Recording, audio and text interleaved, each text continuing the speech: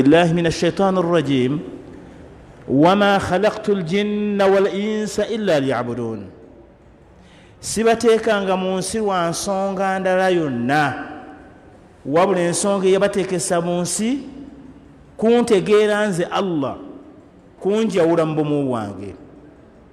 Oweekitiibwa Allah subhanahu wa ta'ala yasindika omubaka Muhammad sallallahu alaihi wasallam.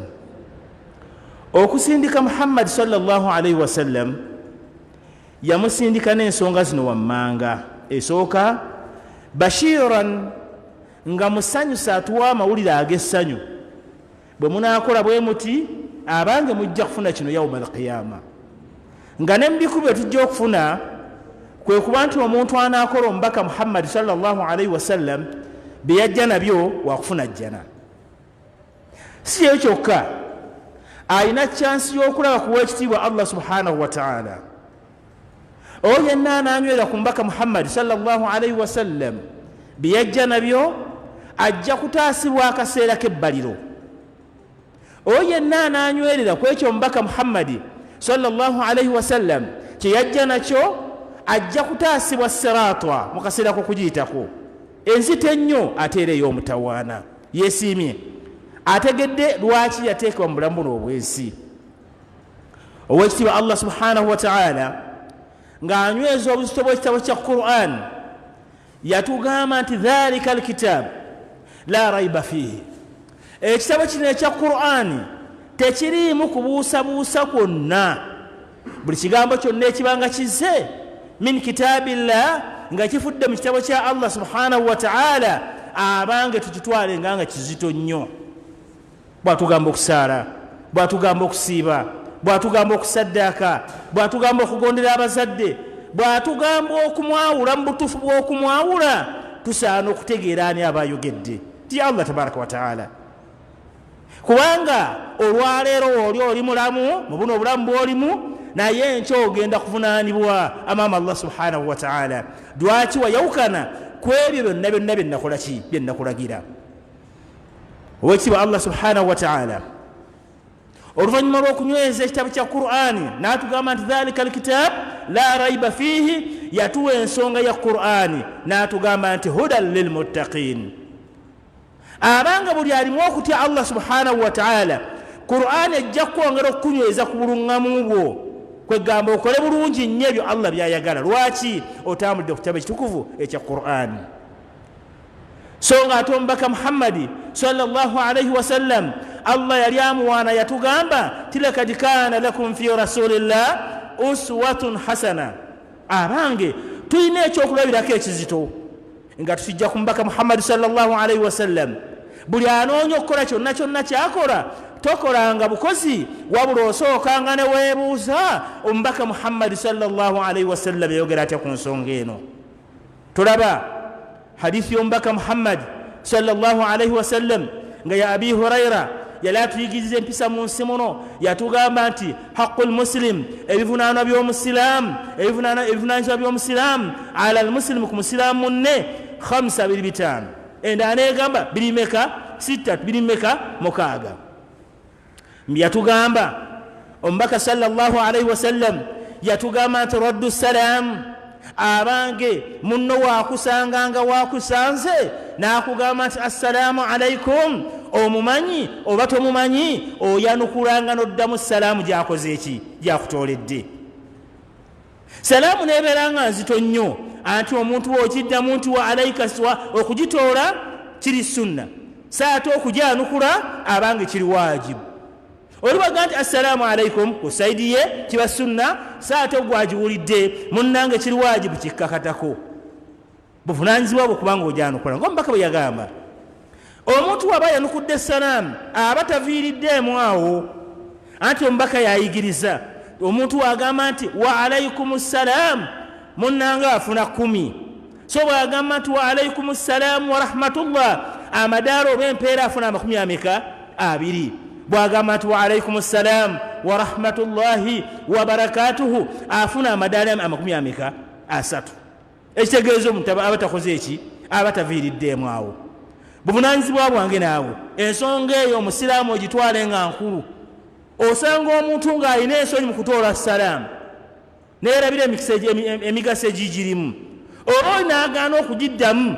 Mathalan muyinza okubeera nga muli mu kidduka olina ayinganaga assalaamu alaikum warahmatullah, bw'amala okutoola salaamu abanga ogenda okulaba nga abagizzeemu babale so nga ate emmotoka erimu abasiraamu noga nti banaatuwulira batya, banandaba batya.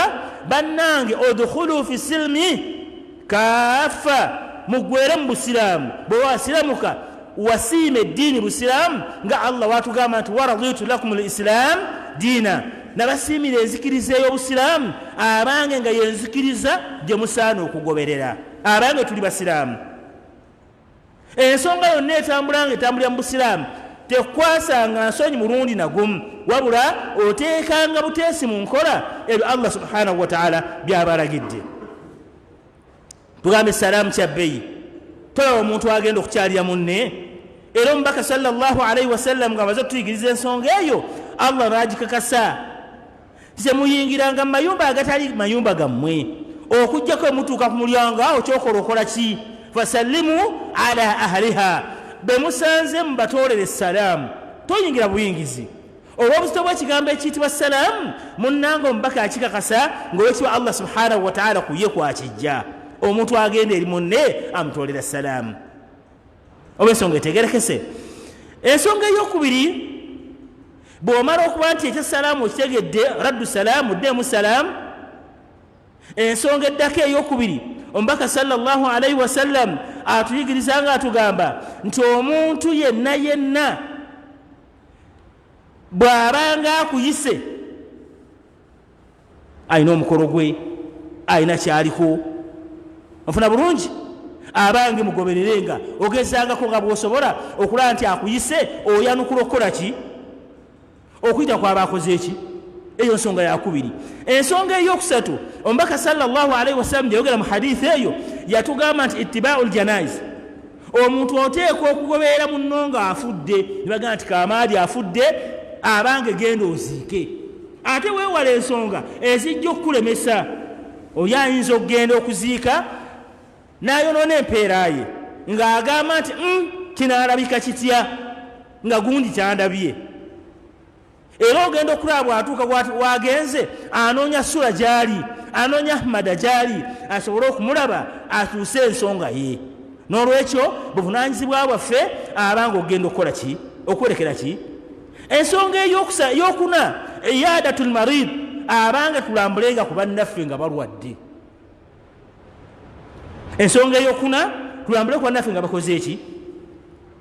Abanga ensonga ya buvunaanyizibwa, buli kigere kyositula ng'ogenda okulambula omulwadde munnange empeera omumanyi oba tokola ki? Tomumanyi. Era mwokudduwa totuukeyo n'okola effujjo eryogosanga agenda mu ddwaliro, olutuuka eyo agenda akoona engatto, mu koona engatto anyiiza abalwadde mu mbeera gye balimu. Awo wonna wonna omubaka ayigirizaawo, si kyeyo kyokka kyokka, n'otuuka n'omulemesa embeera gy'aluga n'olume lwatajjajjaawo kaamaadi. Bw'atyo bwe yagenda yatandika kuzimbazimba matama n'ebigere, naye ogamba yawona, kyekikututte mu ddwaliro.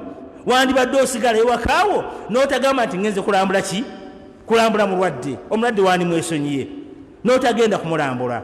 Eyo no naye ensonga tugitwalenga nti nkulu. Omuntu agenze eri omulwadde aba alina empisa. Munyweze n'ekigambo kya la ilaha illallah, kitwalenga kya bbeyi, beera ng'okyogerako.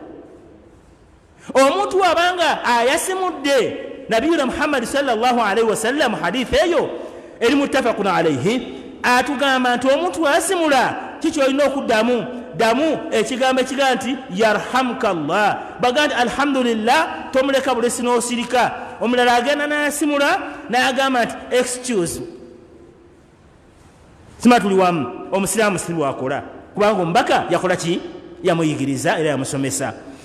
Baddu ba Allah balungi, tusaba Allah subhanahu wa ta'ala atuwe okunywerera ku bigambo by'omubaka Muhammadi sallallahu alaihi wasallam byajja atuyigiriza. Mu kusoma kwaffe owekitibwa Allah subhanahu wa ta'ala yali awaana era ng'atenda eddiini gye mulimu ddiini busiraamu, anti atuga alyawma akmaltu lakum dinakum wa atmamtu alaykum ni'mati wa raditu lakum al-islam diina.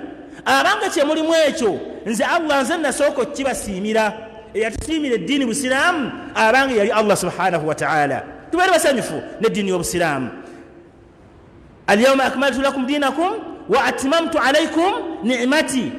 Era ekyengere eky'obusiraamu Allah subhanahu wa ta'ala abanga yakijjuuliriza. Wa atmamtu alaykum ni'mati wa raditu lakum al-islam diina. Era ekigambo ekiba busiraamu munnange yakitusiimira Allah tabaraka wa ta'ala. Tukitwale nga kyabbeyi kubanga omusimi yasima ekyengere ekyo yeweekitiibwa Allah subhanahu wa ta'ala. Bw'abanga akitusiimidde atuyigiriza n'atugamba inna hadhihi ummatukum ummatan wahida. Ekibiina kyammwe kino abanga kiri ekibiina kimu abanga muli basiraamu era mwenna mukkiriza mu Allah omu, mukkiriza mubaka Muhammad sallallahu alaihi wasallam omu, mukkiriza mu mateeka ge gamu. Kyaga nti ekibiina kyammwe abanga kiri ekibiina kimu. Wa ana rabbukum fa'budun. Abanga nze mukama wammwe, nze mulezi wammwe Allah, era munsinze munjawule. Kyabuvunaanyizibwa abantu okwewala shiriki kubanga ekyono ekisinga okuba ekizito ye muntu okugenda okukola shiriki, okusamira, okwesibayirizi, okugenda ku kabuli n'ofukamira. Tezina oli yafa yagenda neno olaba olinga agenza wali kabuli akoze eki afukamidde. Abanga tezina mugaso gye tuli. Ebifundiko bye tuteekako simajjajja afudde taatawo yakulonda gwe musikaawe ne bakuteekamu olubugo ne bakusiba ekifundikwa ne bakwasa amafumu ne bakwasa obwambe n'ebiro ebifaanagana bwe bityo. Abanga eyo teyali nkola ya busiraamu okuva edda ku mulembe gw'omubaka Muhammadi sallallahu alaihi wasallam tekyalabikako.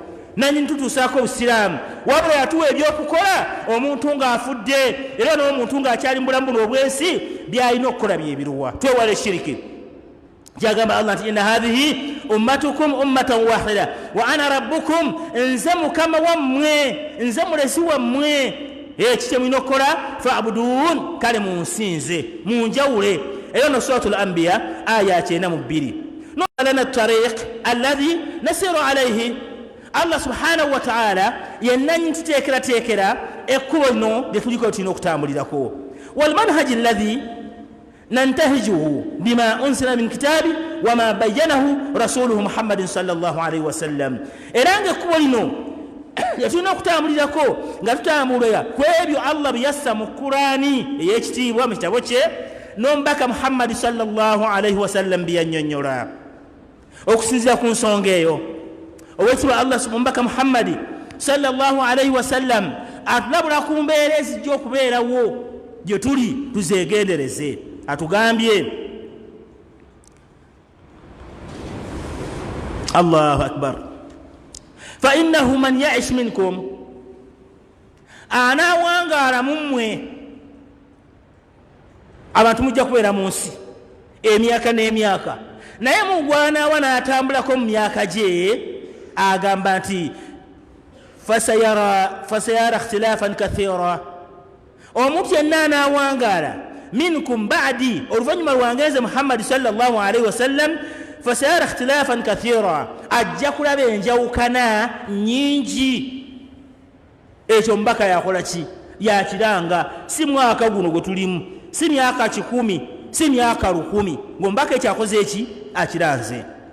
N'agamba nti nno fa alaikum bisunnati, abange mwekwate ku nkola yange ani Muhammad sallallahu alaihi wasallam wa sunnati al-khulafa'i ar-rashidin al-mahdiyyin. Era mwekwate ku nkola yaba khulafa ba khalifa bange Abubakar ba Umar ba ar-rashidin Allah beyateekako obulungamu, tamassaku biha, mubenywerezeko mwenywerezeko yebagamba wa allu alaiha bin nawajid. Era enkola yange ebigambo byange mubirumeko n'amannyo amagego mubinywezi. Nagenda maaso n'atugamba iyakum mwewale nnyo wa muhdathatul umur, ebintu ebizuulezuule mu ddiini y'obusiraamu. Abange twegendereze buli ekijja omusiraamu yeebuuza kino kivuddewa era kivaawa. Ombaka yakyogera, basahaba rasulillahi bakyogera. Abanga kiva mu Qur'ani tokolanga ekintu kyonna wa illa ng'okoze eki ofunyeeko ki obujulizi lwaki okikola kubanga kijja kukusuula ekintu kyonookola mu kigambo ekiyitibwa bid'a ekintu ekizuule bagenda nti wazuula mu ddiini Allah kyataatuma mubaka era omubaka kyataakola ki kyataalekawo naga nti wakullu bid'a dalaala na buli nsonga yonna nekusuula mu bid'a neefuuka nti bid'a munneete nawe okusuula okujjako mu bubuze ate omuntu wabanga agudde mu bubuze tewali budde okujjako ki muliro tubeera abeegendereza ku nsonga eyo nabiyina Muhammad sallallahu alaihi wasallam atuyigiriza n'atugamba nti inni kad taraktu fikum shay'ain nze okufa nfudde era ŋŋenda mu kaseera akaali akazita ennyo abasiraamu nga bamwetaaga basahaba baba bamuli okumpi ku lusegere nga bamwetaaga ebyali bikyakka nga bikyetaagisa gyali naye nga Allah amaze okuga nti alyawma akmaltu lakum dinakum nze eddiini ngijjuuliriza tewali kantu konna kendese mabega wabula buli kimu Muhammadi nkikukwasiza nkikuwadde naye mubaka Muhammadi agamba inni kad taraktu fikum shay'ain abange mbalekedde ensonga mmeka biri ebintu bibiri byembalekedde ekisooka lan tadillu ba'dahuma temujja kubula oluvannyuma lw'okubyenywerezaako abange nze naawe tugezeeko nga bwe tusobola okunoonyereza nga tuva ku bintu bino ebibiri bye tulina okutambulirako omuntu ayagala okutambula n'okufuna emirembe n'okwewala okubula omubaka yamuwadde amagezi n'atugamba ekisooka kitaabu Allah abanga mwenywereze ku kitabo kya Allah ekiyitibwa Qur'an wa sunnati n'enkola yange Muhammad sallallahu alaihi wasallam ebibiri ebyo tubitwale nga bya bbeeyi buli hadithi lwejjanga buli aya lwejjanga munnanga obeeranga munywevu kwekyo ekikoze eki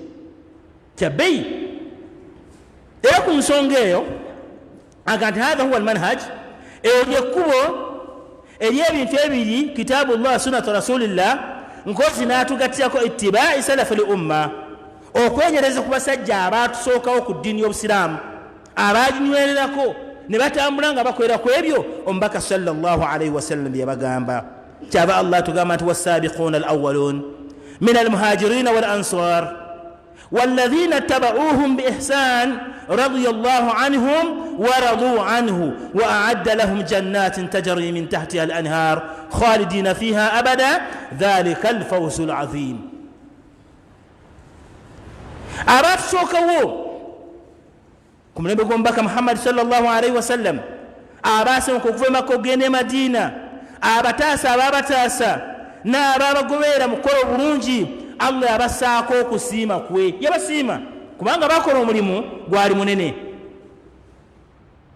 gwali omulimu munene ogw'okutaasa omubaka Muhammadi sallallahu alaihi wasallam oluvannyuma lwa Allah emirimu gye bakola gyali mizito omuntu gwe bajja nga bagwa bafubutula n'obeera nga weewaddeyo okuba nti omutaasa munnange si muzannyo Allah bw'atyo yabasiima n'okubawa ejjana era yabateekerateekera ejjana ekulukutirwamu wansi waayo emigga nga bakugibeereramu lubeerera na lubeerera era nkwe kwesiima okw'ekiko ekyawaggulu abanga abantu abo tubatwalenga kya bbeeyi ekkuba eryo eryatuteekerwateekerwa mukama waffe Allah subhanahu wa ta'ala mu Qur'ani ekitiibwa omubaka bw'atyo sallallahu alaihi wasallam wallahahu ekkuba eryo yaligaziya bye tutwalibadde tutegeera nga tujja kusobola bimanya bw'atyo omubaka Muhammad sallallahu alaihi wasallam yakola ki yabitunnyonnyola tugobere nnyo hadithi omubaka agamba ki kubanga ebyandibadde bigaana ati omubaka Muhammad sallallahu alaihi wasallam yali omuvuunuzi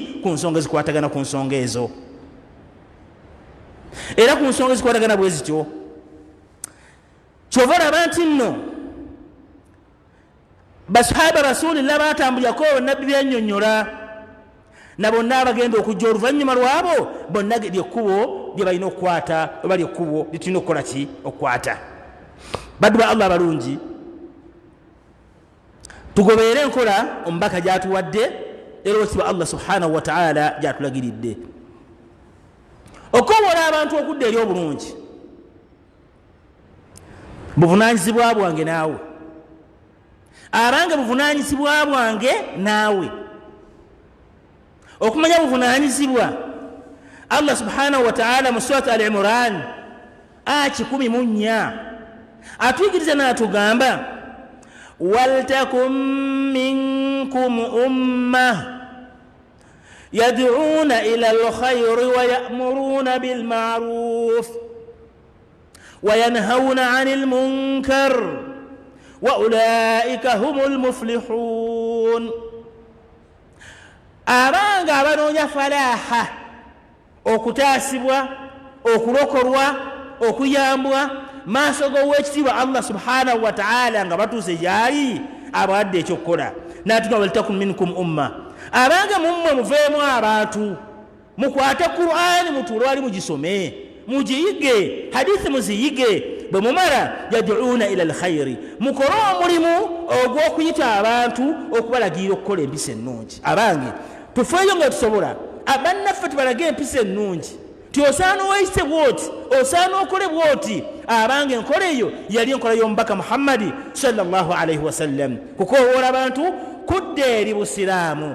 Naffe abange tukowoole bannaffe, abantu bajja gye bali eyo mu myeso n'ebirala, tubagambe bajje basaale, so n'abatali basiraamu buvunaanyizibwa bwaffe bayita, ate nga tukozesa empisa ennungi, tukozesa hikima, amagezi ag'okukowoolayo abantu abo okubanga bajja, kubanga tuteekeddwa okumanya nti gwe omusiraamu anta alqudwa, gwe ekyokugoberera. Laqad kaana lakum fi rasulillah uswatun hasana. Abange gwe mugoberera Muhammad sallallahu alaihi wasallam mu mpisa ze, mu mbeera ze, buli omu yamutunuuliranga ng'amwegomba empisa ze. Era Allah yali amuwana yagamba wa innaka la ala khuluqin azim. Gwe Muhammad sallallahu alaihi wasallam empisa za kika kya waggulu. Ani amuwaana? Allah subhanahu wa ta'ala. Gwawaana agambye engoberera, kyendi ojja kukifuna. Ku nsonga eyo Allah tugambye nti ekibiina ky'abantu bayogeddeko ya'muruna bil ma'ruf, bateekeddwa okulagira empisa ennungi, wa yanhauna 'anil munkar, bateekeddwa okugaana abantu okukola ebikolwa ebikyamu. Tolaba muntu ng'akola ekyamu n'omuleka, mubuulire, mujjeeyo. Kullu ibn adam khata, buli ayitibwa omwana Adamu akola ensobi. Tobeeranga onoga nti ate kiki nze eryanga alhamdulillah kasita saala, oyina ebikyamu byokola naye nga Allah yabimanyi naawe obyemanyidde nannyini byo. Abange tudde tukole omulimu ogw'okukowoola bannaffe. Oba ojja mu swala leetayo abasatu, leetayo abataano, abaana waka bayise bulungi, balagira omulimu gw'okukola ki, gw'okutegeera Allah waabwe. Ab'ekika kyo famire yo nekagamba nti kasita nze nasiramuka, naye nga baganda bo nga 10 oba 50 bonna si basiraamu, bwe mutuula mu meeting awakanga mutudde owooza nti Mungu yangerera bano bonna, oli musabiza alina essaba egindi, oli alina lubaala egindi, oli alina obubuze obuddugavu egindi, oli alina kino, naye nga bonna baganda bo. Abange mulimu gwange naawe dda mu famire yo, abange bakowoole badde eri obusiraamu, ate nga bakowoola mu mpisa ennungi. Bwe banaakulaba nga olina empisa ennungi, bajja kutukoga nti akaana akange nkawadde sula, kasiramuka akaana kuwadde nze sisiramuse, naye akaana kange kagundi kagobeere sula. Lwaki? Kubanga Husaini olina empisa ennungi. Naye bw'onooba tolina empisa ennungi, obuzibu bujja kuba buzze, ate anagobererako ki? Tweyise bulungi. Ku nsonga eyo tugambye nti mulagire empisa ennungi, wa yanhauna 'anil munkar, n'empisa enkyamu tuzijje ku bantu. Nabiyuna Muhammad sallallahu alaihi wasallam yalwana na shiriki okumala emyaka 13 ng'alwana na shiriki. Abanga tulwana tujja shiriki mu bantu ate nga tukozesa amagezi, kubanga Muhammad sallallahu alaihi wasallam tegwamubeerera mulimu mwangu okutaasa abantu okukola ki, olw'ensonga etegerekeka. Ebyo byonna bye mulaba bitambula, shiriki, bid'aati, biki byonna bikolebwa, naye nga mu kubikola tibitandise lwaleero. Shiriki yatandika okumala gw'omubaka Muhammad sallallahu alaihi wasallam nga basinza ebitali Allah. Naawe muganda wange mpuliriza, lwana ate lwanyisa naddala mu famire zo, mu bantu bo obazze eri okutya Allah subhanahu wa ta'ala. Natugamba nti wa ulaika humul muflihun, abanakola omulimu ogwo Allah subhanahu wa ta'ala ajja barokoba, ajja bataasa, ajja bajja mu buzibu akaseera kali akajja okubaako omutawaana. baddu ba Allah abalungi okono okowoola abantu ila alkhair fahiya da'watun ila alkhair kwokowoola abantu okubazza eri ekituufu era eri ekirungi wahuwa alislam era ngaokowoola abantu okubazza eri obusiraamu waddiini era okubalaga eddiini y'obusiraamu abange muyite abantu badde eri obulungi nga bwe busiraamu era badde eri eddiini entuufu oba ensonga etegerekese baddu ba Allah abalungi wasuluku lhasan lyekkuba eddungi omuntu na Allah nakuwa ebintu bibiri nobanga olina amuru bilmaruf abantu balagira empisa ennungi wannahayu ani lmunkar aye nobeera nga oziiza abantu okuva ku bikolwa ebikyamu abanga omulimu ogwo tugukole omulimu gwani omulimu ogwo Allah agutukwasa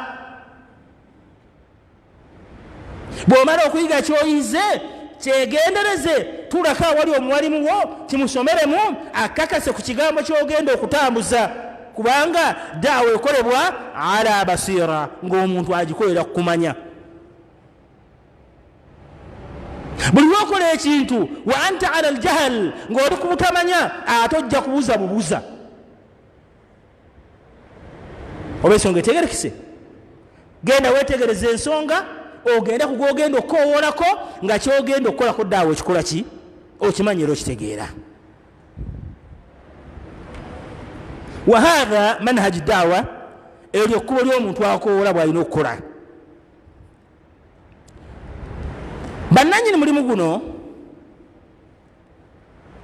abakulembeze baagwo be bayitibwa al ulama abaki abawalimu abamanyi mulimu gwabwe era abamanyi abo alladhina saaru ala hatha almanhaj okuva edda nedda batambulira ku nkola y'omubaka Muhammad sallallahu alaihi wasallam wabayyanuhu linnas era ng'enkola eyo munnanga oluvannyuma lw'okugitegeera baginnyonnyolanga eri abantu Allah ayagala bwati Allah agamba bwati obusiraamu bwe buno butambula bwe buti bulina kubeera bwe buti abange bannyonnyolanga ensonga ezo si ekyokka saaru batambulira ala hatha almanhaj ku nkola eyo wabayyanuhu linnaasi bannyonnyola abantu khalfan an salaf nga bagenda babijja ku mitendera munabbi waavaawo basalafu ne bajja basalafu salihin bonna bonna ne bagenda nga bajja batambulira mu mitende nga bwe tulimu omubaka Muhammad sallallahu alaihi wasallam atuyigiriza n'atugamba hadithi ya Muslim ayigirizanga agamba nti la tazalu taifatun min ummati ala alhaqi abantu b'ekibiina kyange tebajja kulekayo nga batambulira ku mazima tebajja kuggwawo nga bali ku mazima dhahirina nga boolesa amazima la yadurruhum nga tebatya kukosebwa man yakhdhuluhum oyo yenna abaawukanyeeko bonoga naye ate gundi bw'anaanvaako gundi bw'anaanvuma gundi bw'anandaba obubi tojja kutambuza busiraamu nabbi yavumwa yakubwa amayinja nabbi yakubwa amayinja omusaayi gwayiika ba Abubakari ba Umar bafuna ebizibu enfa yaabwe yali etya eyaba Uthmani yali etya Sumayya yafa atya abo bonna nga bali ku kigambo kya la ilaha illa Allah kati gwe tolowooza nti ojja kufuna byaki bya bwereere olw'ensonga etegerekese era ku nsonga eyo n'agamba nti hatta yatiya amurullah paka kyalo kya Allah ekinaaba nga kimaze okutuukira eri omuntu abakulembeze abo balimu abogerwako be balesi b'abantu abalina okunyiikira ennyo mu kuyimirizaawo eddiini eno y'obusiraamu era bakowoola abantu badde eri obusiraamu era bannyonnyola abantu ebirungi Allah byayagala era babeewaze byonna byonna Allah byatayagala babe nga bakola ensonga eyo omukulembeze waabwe yasooka huwa rasul sallallahu alaihi wasallam abanga yali mubaka kubanga byonna ebyogeddwa byonna omubaka yakola ki yabikola owekitiibwa Allah subhanahu wa ta'ala ng'atulaga ku nsonga eyo agamba bw'ati لقد كان لكم في رسول الله أسوة حسنة لمن كان يرجو الله واليوم الآخر وذكر الله كثيرا. الله سبحانه وتعالى تقام لقد كان لكم في رسول الله okuvudde nedda mulina ekyokulabirako nga mukijjira ddala ku mubaka Muhammad sallallahu alaihi wasallam. Gw'omwali muto oyitawo kugamba nti ate gw'oyiseewo nnyo embeera ekuyitiriddeko nnyo anti okola nnyo tokola okusinga Muhammad. Bw'onookola okusinga omubaka Muhammad sallallahu alaihi wasallam byonna byokoze bijja kugenda mu ttaka kubanga nti munnange weefudde akola ki? Akola ennyo. Tulaba bali abajja eri omukyala wa nabbi sallallahu alaihi wasallam ne bamubuuza ensonga esa nabbi yalinga ku nsi nabbi ono asinza atya ku nsi kuno ibada ezitambula zitya amala obbabuulyanga ezitambula olina aganze sijja kusiiba ma sijja kulya nja kusiibanga emisana ekiro olina nze sijja kwebaka nja kuyimira ekiro kyonna sijja kuba na mukyala wange ofuna bulungi. Naye bonna omubaka yagenda okukomawo bonna abasatu ensonga zabwe nazikola ki? Nazisazaamu. Oba ensonga etegerekese kyegezaako okulaga nti tambulanga ogenda ogoberera ensonga eno omubaka Muhammadi sallallahu alaihi wasallam agyogeddeko atya.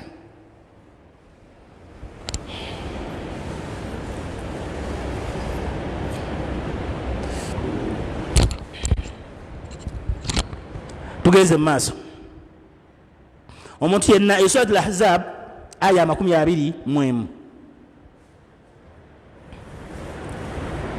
ku nsonga eyo oluvannyuma lw'omubaka Muhammad sallallahu alaihi wasallam yenna anaatambulira ku kkubo lye mu basahaba abagobereza abaddawo emirembe egyaddawo emirungi baimaamu abawaggulu abana betumanyi obulungi nabo bonna abajja bonna abatambulira ku nkola y'omubaka Muhammad sallallahu alaihi wasallam bajja batambulira ku daawa gye yajja akola. Abange tutambulire ku daawa eyo oba ku nkola eyo. Nabiyina Muhammad sallallahu alaihi wasallam atugamba la tazalu ta'ifatan min ummati ala alhaqi wa jaa fi alhadith ngo tujinyonedde mabega nga tebajja kulekayo abantu nga bali ku mazima tebajja kutya kunanyizibwa kwa n'abanenya beera munywevu beera mbusiramu bwongo oli munywevu ku nsonga yonna eno betambula. Era ku nsonga eyo atugamba hadithi endala ti inna allaha yab'athu li hadhihi al-umma ala ra'si kulli mi'at sana man yujaddidu laha dinaha. Owekitibwa Allah subhanahu wa ta'ala buli luvannyuma lwa myaka 10 bakiyita kyekyo kyasa. Buli ekyasa lwekiggwako Allah asindika ab'amaanyi ku ddiini ye abantu abajja okujaddada okuzza obujja mu bukambwe eddiini y'obusiraamu. Kati gwezi ogaa nti ate embeera ennaku zino gyendamu obusiraamu guno omwaka gwakumeka ti 19 ate katooza eri amaanyi aganajja anti gundi yavaawo ne gundi avuddewo ne gundi avuddewo. Allah aleeta amaanyi g'abantu mu nsi muno. Nsaba Allah atuwe naffe tubeere amaanyi agayinza okununula obusiraamu. Allahumma amin. Ensonga etegerese bulungi abo ne bakulembeze abagobererwa abange tubeere bumu tumanye abakulembeze n'embeera zaabwe. Abagobererwa abo ba imam nga tubagoberera mu swala era ba imam tulina ab'omu swala tulina ab'ebyobufuzi. Katugeze oyinza okubeera nga imam naye ng'oli mufuzi wakaawo oli imam abantu bwe batwala otya bategera Allah wega nti akasaba imam akulembera mu swala ya lidina oba akulembera mu swala gundi oba okoze ensobi manye naye wenyini beera nga weebala nti eka gy'oli munnanga oli imam. Ku nsonga eyo kyebava bayitibwa al aimma abakulembeze. Era abakulembeze baddaawa bebakulembeze mu ddiini era khuswat da'wa lianna da'wa hiya al-asas. Ekiyitibwa da'wa kyannyonnyolwa ne kyawulwa nga gwe musingi alladhi yantashiru bihi ddiin. Da'wa eddiini y'obusiraamu kweva buli wowulya nti oli muki ndi mu ddaawa oli muki ali ku ddaawa ali kuki ali ku ddaawa kubanga ddaawa eyo yevaako okusaasaana kw'eddiini y'obusiraamu. tuli wamu bannange nabiyina Muhammad sallallahu alaihi wasallam yali atunyola yatugamba ti man daa ila huda omuntu yenna akoowola abantu okujja eri obuluŋŋamu yani okujja eriki eri obusiraamu kana lahu min al ajir mithlu ujur man tabi'ah omuntu oyo afuna empeera ezenkanankana n'oyo gwakoowodde okujja eri eddiini y'obusiraamu. bw'osiramula omuntu n'abeera munene nnyo n'asoma obusiraamu n'atandika obukolerako n'akoowoola abantu omuntu oyo ogenda omufunako. oba ensonga etegerekese kati obeeranga onoolowooza naye bw'anaasiramuka n'ansinga oba kale namuyita naye gundi oyo namusiramu naye gundi oyo kati ansinga n'okusaala ansinga n'okukola ddaawa ansinga na kino omutima ne guzimba abange teguzimbanga kubanga buli kyakola kyonna gwe yamukola okumutera ku musingi ogw'obusiraamu munnange okola ki ogabana. oba kitegerekese bulungi kyekitegeeza ki ekyo kitegeeza nti abanga buvunaanyizibwa bwaffe okukola ddaawa wonna we tuli. oli mu dduuka olina mu Peetero mukoleko ddaawa sima tuli wamu mukoleko ddaawa ofisi yonna yonna gy'olimu mukoleko munno ddaawa. abantu bonna gye bali oli bweru oli Dubai oli Saudi Arabia oli America London wonna wooba oli muvunaanyizibwa bwo okubayo n'omuntu gwogandi bisimillah omuntu ono Allah yamumpa yayitira ku nze n'abeera ng'akola ki ayingira obusiraamu kubanga empeera ezimuvaamu munnange osigala ng'okola ki ozifunako. ku nsonga eyo n'agamba omubaka sallallahu alaihi wasallam la yanqusu dhalika min ujurihim shay'a so nno nga bali bojjeeko empeera ezo katugeze kaamaadi omusajja bamuyita Dirisa bamuyita Muhammadi oba Swaleh ng'omusajja oyo akoze eki omusajja oyo munnange yasiramuse bw'afuna 10 asigaza 10 kye ate gwe munene obeera ng'okoze eki omugjeeko naawe 10 oba ensonga etegerekeka afunye 10 gwe wennyini omufunako 10 eziza tezikendera zisigalawo 10 naye Allah okwandibadde ng'okumudabulinga oba ensonga etegerekese naawe ofuna ki 10 kiriwo kifuna abange tukola omulimu gwa ddaawa.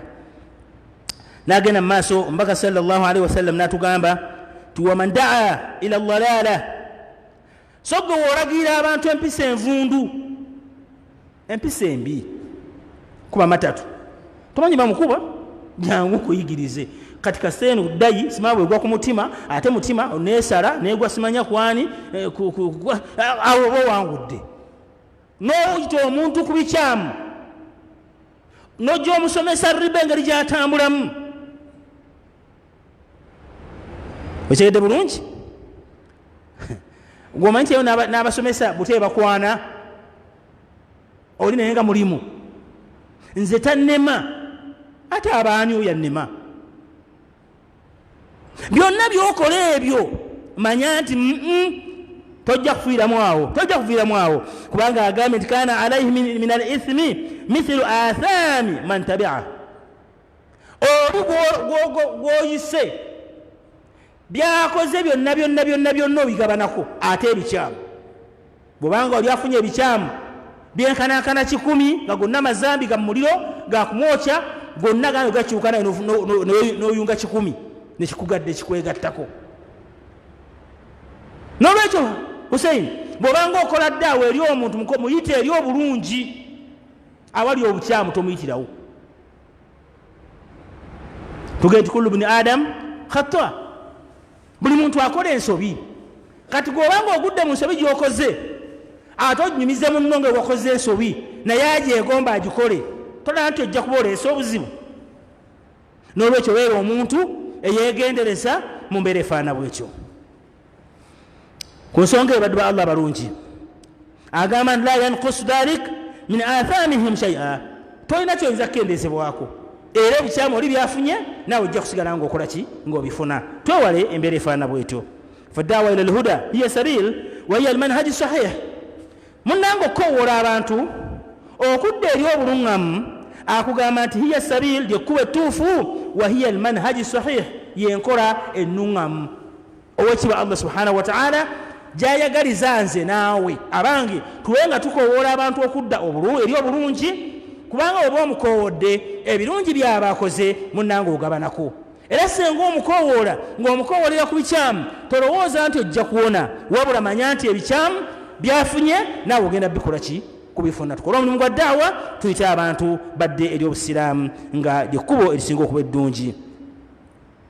owekitiibwa Allah subhanahu wa ta'ala yayigirizanga atugamba nti qul bagamba gwe Muhammad sallallahu alaihi wasallam ti hadhihi sabili, eno yenkola yange, eno yenkola yange, ad'u ila Allah, gyenkozesa nkola ki nkowoola abantu okudda eri Allah, lyekkubo lyange, zembeera zange nze Muhammad ez'okukowoola abantu okudda eri Allah subhanahu wa ta'ala. naye mbakowoolera ala basira, kukumanya. omuntu ayita omuntu okujja eri obusiraamu munnange ateekeddwa okubusoma. tokola kyotamanyi. la taqif ma laysa laka bihi ilm, kyotalinaako kumanya teweefuulanga akimanyi. ekyo nno nze nkitegeera nkimanyi. eyo enkola ebanfu, kubanga n'omubaka Muhammad sallallahu alaihi wasallam akowoola abantu ala basira, kukumanya. agamba nti ana waman ittabani, nze Muhammad sallallahu alaihi wasallam na buli yenna anangoberera. bumanya nti omugoberezi wa Muhammadi sallallahu alaihi wasallam munnange soma obusiraamu. bw'onooba osomye obusiraamu kijja kuyamba nnyo. oba ensonga etegerekese okukola kyokola ngaokola ki ng'okimanyi. wa subhanallah wama ana min almushirikin, yeevumidde ddala yeegaanidde ddala ekiyitibwa shiriki. omubaka wabanga yeegaanye shiriki tabeerangako ate n'ogaa nti nze ni mugoberezi waani wa Muhammad sallallahu alaihi wasallam, eyo munnange oba okoze ensobi.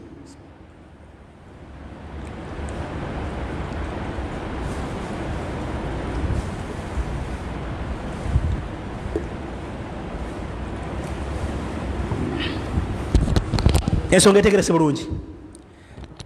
Muhammad sallallahu alaihi wasallam embeera yajeeganye n'atugamba nti ye Muhammadi sallallahu alaihi wasallam tabeerangako mu bantu bagatta ku Allah wadde nga ku mulembe gwe munnange baaliwo abakola ebintu ebyo. nga naye wooli mu Uganda nga abasamira mwebali munnange baawukaneko, kubanga wagoberera Muhammadi gokkiriza Muhammad sallallahu alaihi wasallam, enkola eyo abange teyagikolako. tugyewale. eyo nno surati Yusuf aya 18. ku nsonga eyo wa hadha huwa almanhaj sahih, yenkola ennuŋŋamu ni daawa eri omuntu yenna akola omulimu gwa daawa. ekisookera ddala mu aya eyo ng'atugamba nti enkola y'omubaka Muhammad sallallahu alaihi wasallam agikola ala basira, ku kusooka kumanya kyagenda okukola. ekyokubiri Allah subhanahu wa ta'ala akakasizza yennyini n'agamba nti wama ana min almushirikin, sikikolangako sigattanga ku Allah. buli akola daawa ayitibwa omuwalimu, ayitibwa omusiraamu tasamira. ayitibwa omusiraamu takola ki tasamira. teyeesiba mbugo simanya bifundikwa, simanya baŋŋambye ezengenda okusikira tata n'akwata ne bamusiba ebinankani biki bamukwasizza. abanga amafumu n'ebirala, abanga oli musiraamu bagambe nti abanga nze ndi musiraamu nasiramuka. n'oli gwokusibirako ebifundikwa yakola ki munnange yafa taliiwo. gwetulabangayo gwe basibye ebifundikwa n'afa, ali mu lumbe era ayabya lumbe. naye oluvannyuma lw'okulwabya terugenda ate ekyo nujja ne lukola ki ne lujjawo omulala naye nga yabizza luno. balaze bagenze kwabya lumbe, baba bakyali awo ennaku bbiri. omanyi olumbe twalubaddemu jjo ate n'essula yafudde. eyasise oyo no ye Allah. Abange mu nsonga eyo udu ila Allah, mukuwola abantu okudda eri Allah subhanahu wa ta'ala. Omuntu akoowola abantu kujja gyali kola bikyamu, oba kukoowola abantu kujja eri kibiina kye, omanye ekibiina kyange kibiina gundi. Tukoowola abantu nga tubalaga bintu bibalungamya eri Allah, si ebiyinza okukulungamya gwe oba okutaasa gwe n'embeera zo, oba eri jamaa ekibiina kyonna. Olw'okuba embeera efaana bwetyo, entuufu eri nti yadiru ila Allah, muntu koowola muntu nga muzze eryani eri Allah subhanahu wa ta'ala. Okoowola omuntu okutegeera eddiini ya Allah, era nga kigendererwa ky'omuntu akola omulimu gwa daawa, kubanga agasa bantu era abenga abajja mina dhulumaati ila nur, abajja munzikiza abatwala eri ekitangaala, nga n'ekitangaala huwa al-islaamu, bwe busiraamu. Allah subhanahu wa ta'ala kyavudde agamba nti udu ila Allah, mukoowola abantu nga mubazza eri Allah. Fihi al-ikhlas, bw'oba okoowola omuntu tereeza omutima gwo, kola daawa ng'olina ky'onoonya, ajirun min Allah, ng'onoonya mpisa kuva eri Allah subhanahu wa ta'ala. Mpeera anakuwa empeera ani? Ya Allah tabaraka wa ta'ala. Bw'oba okola omulimu gwa daawa totunuulira bino nabiri, sima tuli wamu. Omanyi we nayogera ku kino bagenda kunkyawa, bwe nayogera ku kino bajja kumpalana, bwe nayogera ku kino bajja kunvuma. Bw'abanga Allah yakigamba yakyogera n'akiziyiza eri ebitonde, kibabuulire nti kyo banne tukikola oba mukikola, naye Allah subhanahu wa ta'ala abanga yakigaana, kijja kuba kirungi. Okusinga guwona awoomereza olulimi eri ekitonde oba eri ebitonde bisigale nga bikola ebyo Allah byatakola ki, byatayagala. N'agamba ng'agenda mu maaso, wa an la yad'u ila ghayri Allah subhanahu wa ta'ala, weewala okoowola abantu ng'obazza eri ebyo Allah byatayagala. Bangi tubasanga bakwata Qur'ani ne babeerako ne batuuseeko n'omusanga nga yali nnyo obudaala bw'abalokole, ali asoma Qur'ani ayat, avunula byavunula byebyo tiyalina kutiyatuuka, wabula ng'atemanga bw'ayagala, naye ng'ali ku Allah avuma ajoronga amuyisa nga bw'ayagadde, naye kola byonna by'okola, naye gadin taqif amama Allah subhanahu wa ta'ala. Enkya ojja kuyimirira mu maaso ga Allah, oyagala toyagala. Wasatusal, era ojja kubuuzibwa. Tubeere abeegendereza mulimu gwe tulimu.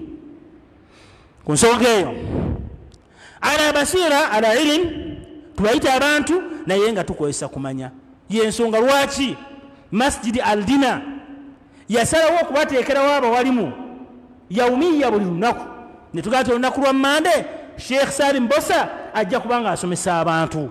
Ne tugamba olunaku lwokubiri Sheikh Umar Siddiq ajja kubeerawo ng'asomesa abantu. Ne tugamba olunaku olwokusatu essala ejja kubeeramu Sheikh Ishaq Mayanja ajja kusomesa abantu. Ne tugamba nti olwokuna Sheikh Rubobo ajja kubeerawo asomesa abantu. Ne tugamba olwokutaano Sheikh Abdurrahman Mukisa ajja kusomesa abantu Qur'ani. Ne tugamba olwomukaaga Imaamu Kyeyune ajja kusomesa abantu. Ebyo byonna tubikola lwaki? Lwagamba nti omuntu ogenda okukola daawa munnange ng'ogikola ala basira, nga kyoyogerako kimanyi. Era bakubuuza ng'olina kunubuza, olinawo akatono k'osobola okukola ki? Okuba ng'onnyonnyola ku kikwatagana ku ddiini ey'Obusiraamu. Ensonga eyo omusiraamu alina okwewaayo okuyiga okumanya, okufuna okumanya, kubanga agenda kukoowola abantu ate abakoowole ala ilmi ku kumanya. Ekyo nekyona kyoyagala okulagira abantu nekyoyagala okugaana abantu, kimugaane ng'okindako okukola ki? Okumanya. Tolagira okujjako ng'omanyi, era togaana okujja ng'okola ki? Oba ensonga etegerekeka? Etegerekese? Tolagira okujjako ng'omanyi, ate toziiza okujja ng'okola ki? Era omanyi kyokola ki? Kyoziiza omuntu.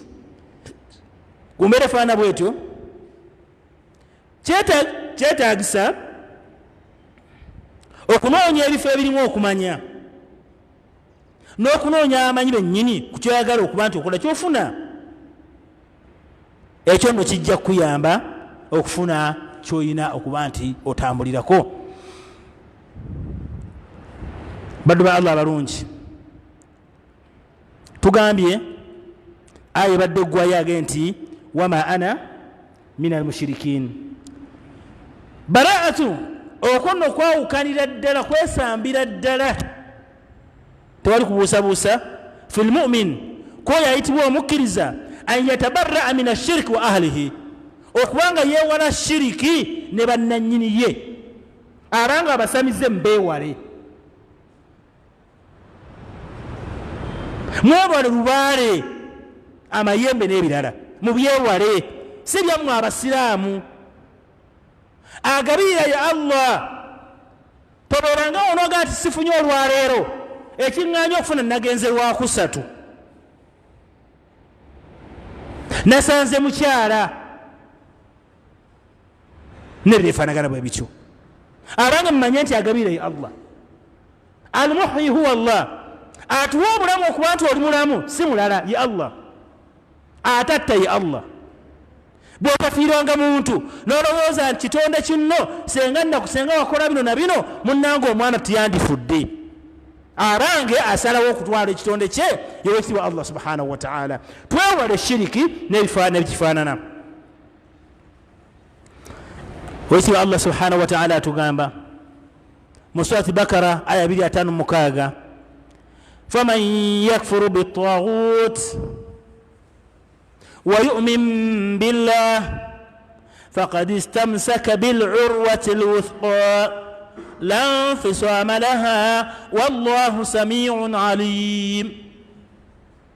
الله تقام فمن يكفر بالطاغوت او ينا لكرواري، فمن يكفر بالطاغوت عليك الستاني، فمن يكفر بالطاغوت عليك الله أكبر أبيك بنا بنا قوت تجدي ويؤمن بالله نانوير لكو الله نعم نانتي تشرونج الله يا ريسي إيشزيتو الله جزء أو كجزيزة كوارزك الله يا ريسي أو كفونا كوارزك الله يا فونزيزا أو كنت الله ما نو يا سزيو أو كمودة كوا الله يا سزيو نبي فانا غنبيت أو رما أبون بدي يا الله يا أبون دي كده wakifuna ekyagali faqad istamsaka bil urwati alwuthqa, omuntu oyo aba yeekutte ku ŋŋango eŋŋumu la nfisama laha, etalina kukutuka. Natuga nti wallahu samiun alim, Allah awulira buli kintu kyonna kyemukola ate mumanyi ku buli nsonga. Abanga tukola ebintu nga tumanya nti gwe tubikola abimanyi era abiwulira. Kola kyokola ng'omanyi kyokola, Allah subhanahu wa ta'ala akitegera akimanyi. Ekiri okufuru okuwakanya Allah subhanahu, okuwakanya taghut kyetwogeddeko, huwa albaraatu min ashiriki wa ahlihi, kitegeeza nti ye muntu okwesambira ddala shiriki ne bannannyini mukola. Siganize sisamira naye obula ate dirisa wadde yasamira ye mukwano gwange, nze byakola si byenkola, kubanga olina okumanya nti yawma alqiyama ojja kulaga mukwano gwo yaani, ate mukwano gwo kyobeera kyakola ki kizibu okukyawukanako.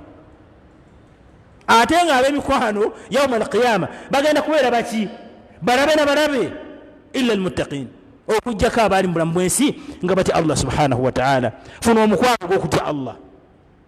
Eyo nno nsonga gy'olina okutambulira mu ddaawa ate ng'oli omuntu akolera ku kumanya ate ayina empisa. Kuba twagenda nti Allah agamba omubaka wa innaka la ala khuluqin azim, gwe Muhammadi empisa za kika kya waggulu nnyo.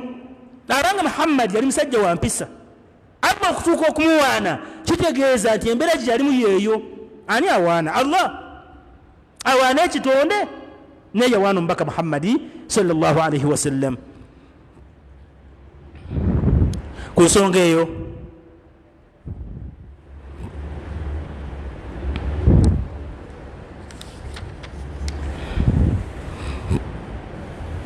tulina okwenyweza tutuuke mu kaseera k'okuddira Allah subhanahu wa ta'ala nga tuli mu bantu abeewaza shiriki n'ebintu ebikwatagana ku shiriki. Abawalimu bagoberere basahaba rasulillah embaje batambuliramu ne batabiin entamba gye bakola kiki batambulangamu banoonya obusiraamu bwabwe nga babujja ku bantu abamanyi.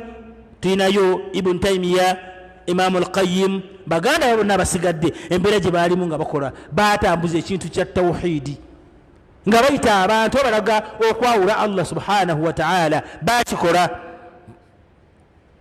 Na buli anoonya embeera efaanana bwetu atambulira fi rikabihim ng'atambulira ku bibegabega byabwe agenda anoonya okumanya ng'atambulira mu nkola eyo gye batambuliramu.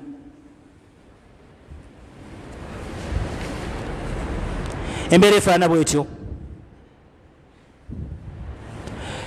oweekitiibwa Allah subhanahu wa ta'ala yatugamba mu surati Nisa aya 5:9 yaga nti ya ayuha alladhina amanu abange mmwe abakkiriza atiu Allah mugondere nnyo Allah subhanahu wa ta'ala wa atiu rasul mbe bagonvu nnyo eri omubaka Muhammad sallallahu alaihi wasallam wa ulil amri minkum n'abo ababawo ebiragiro mu mmwe abange mutegeerewo abamanyi bammwe abamanyi mubawe ebitiibwa bwe munaawo abamanyi ebitiibwa Allah ajja bbawa ekitiibwa nammwe bwe munaawo abamanyi ebitiibwa Allah ajja bbawa irimu bwe mutaabayo kumanya bwe mutaabayo abamanyi bitiibwa Allah najja bbambulako ebitiibwa byammwe n'okumanya kwammwe. Omwalimu yenna abazze wano oba wonna bwobanga omusanze mutwale nga kya bbeyi tozanya n'agenda mu maaso n'agamba wa in tanazatum fi shay'in bwe mbanga n'ensonga yonna ebatabukidde ezitoye eganye okutegeerekeka farudduhu ila Allah wa rasul abange munoonye Qur'ani egamba ki era munoonye hadisi y'omubaka Muhammadi sallallahu alaihi wasallam ensonga eyo zijoogerako zitya. Tokozesa kutegeera kwo kwagala kwona kulaba nga bw'olabye mu busiraamu tetulaba nga bwe tulabye wabula tunoonya buti Allah bw'atemaatema ensonga era buti omubaka Muhammadi sallallahu alaihi wasallam bw'annyonnyola. Era ku nsonga eyo naga in kuntum tu'minuuna billahi wal yawmil akhir bwe munaabanga muli abakkiriza Allah ne mmanya nti enkya muli bakusinkana Mungu subhanahu wa ta'ala. Wabeeranga w'ensonga yonna abanga temugizzanga eno n'eri wabula munoonyanga Qur'ani egamba ki ekyo nno abanga kyabbeyi gye tuli. Naga dhalika khairun wa ahsan ta'wila eyo yenkola ennungi yentemaatema ennungi anoonya okutemaatema atandikira kumanya nti Allah agamba ki n'amanya omubaka Muhammadi sallallahu alaihi wasallam ensonga eno agyogerako atya. Era mu nsonga eyo surati Shura Allah atugamba nti wama ikhtalaftum fihi min shay'in ensonga yonna gye mbanga mufunyemu obutakkaanya nayo gye mbusabusiddwamu gye mutategeera bulungi fahukumuhu ila Allah okulamula kwayo abange mukujjenga ku Mungu abange Allah bwe tujjako okulamula kwaffe mu nsonga zaffe si bitonde lwana nga bw'osobola oyiga obusiraamu bwo ate weeyambisa nnyo abamanyi ku buli kyonna kyeyagala okukola okijje ku Allah nti Allah agamba ki omumanya akuwulira etteeka eryo liri luddawo era ligamba ki oba omubaka Muhammad sallallahu alaihi wasallam n'atugamba nti nno dhalikum Allahu rabbi alaihi tawakkaltu wa ilaihi unib oyo naayitibwa Allah wange mulezi wange ye mulezi wange ate nga nawe munnange ye mulezi wo Allah ye mulezi wange ye mulezi wo gwe ampuliriza so nno ng'ate tawakkaltu ku Allah kweyeesigamira omubaka Muhammadi sallallahu alaihi wasallam wa ilaihi unib era okudda kwange gyali Allah subhanahu wa ta'ala gyenja okudda. Faniza okwawukana okwo bwekuba kutuuse wakati w'abantu tewali kubuusabuusa nti kulina okubeerawo nekubanga kubaddewo wakati w'abantu enkola ennuŋŋamu nkola ya kugobera nkola ya Allah tabaraka wa taala gyatuyigiriza n'omubaka Muhammadi sallallahu alaihi wasallam nga tudda ku Qur'ani n'okudda ku nkola eya ahadithi bwetyo omubaka bayigiriza mu nsonga ezo. Era ku nsonga eyo ne bannannyini kumanya tubeyambise nnyo era abalina okutegeera ku ekyo ekiba kikoze eki ekiba kibaddewo. tumaliriza nga tunajani Allah subhanahu wa ta'ala atuwa bulungi, atuwa bukakamu, atuwa okumanya eddiini yaffe, atuwa okukola omulimu gwa da'wa wonna wonna tuba tuli, ate atuwa okunoonya okumanya tusobole okutematema obusiraamu bwaffe nga tubutemeratemera mu kukola ki mu kumanya. Ekyo bwe tunakikola tujja kutuuka mu maaso ga Allah subhanahu wa ta'ala nga tusiimiddwa. Bannange omusomesa waffe olwaleero afunyeemu okeerezebwa n'atasobola kukola ki kuba naffe, ne insha Allah omulundi ogujja tujja kuba naye. Wa barakallahu fikum wa jazakumullahu alkhair. Wassalamu alaikum wa rahmatullahi wa barakatuhu.